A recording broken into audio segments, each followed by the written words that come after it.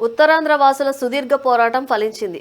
కొత్తగా ఏర్పాటైన దక్షిణ కోస్తా రైల్వే జోన్ జూన్ 1 నుంచి ఉనికిలోకి వచ్చింది. దీంతో విశాఖపట్నం కేంద్రంగా రైల్వే జోన్ ఏర్పాటు కావాలన్న ఉత్తరాంధ్ర ప్రజల 4 దశాబ్దాల కల నెరవేరింది. జూన్ 1 నుంచి దక్షిణ కోస్తా రైల్వే జోన్ కార్యకలాపాలు ప్రారంభమవుతాయని ఈ ఏడాది మే 5వ తేదీన రైల్వే శాఖ గెజిట్ నోటిఫికేషన్ జారీ చేసింది.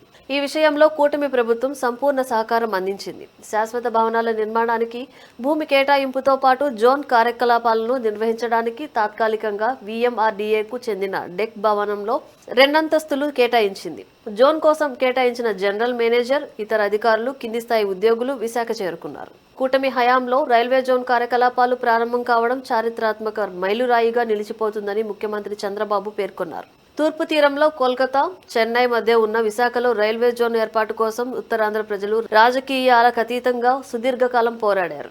రాష్ట్ర విభజన సమయంలో విశాఖ కేంద్రంగా ప్రత్యేక రైల్వే జోన్ ఏర్పాటు చేస్తామని కేంద్రంలోని అప్పటి UPA ప్రభుత్వం హామీ ఇచ్చింది. కానీ రైల్వే శాఖలో ఉత్తరాది రాష్ట్రాల ప్రాబల్యంతో ఏళ్ల తరబడి అది కార్యరూపం దాల్చలేదు. ప్రధాని మోదీ 2019 ఎన్నికల ప్రచారంలో భాగంగా విశాఖ వచ్చినప్పుడు రైల్వే జోన్ ఏర్పాటు చేస్తామని హామీ ఇచ్చారు. కానీ గత వైసీపీ ప్రభుత్వం దీనిపై ఎలాంటి దృష్టి పెట్టలేదు. 2024లో కూటమి సర్కార్ అధికారంలోకి వచ్చిన తర్వాత కేంద్ర పెద్దలతో తరచూ సంప్రదింపులు జరిపిన చంద్రబాబు రైల్వే జోన్ ఏర్పాటు అంశంలో విజయం సాధించారు. ముందుగా భవనాల కోసం భూ కేటాయింపులు పూర్తి చేశారు. దీంతో విశాఖ కేంద్రంగా దక్షిణ కోస్తా రైల్వే జోన్ ఏర్పాటైంది.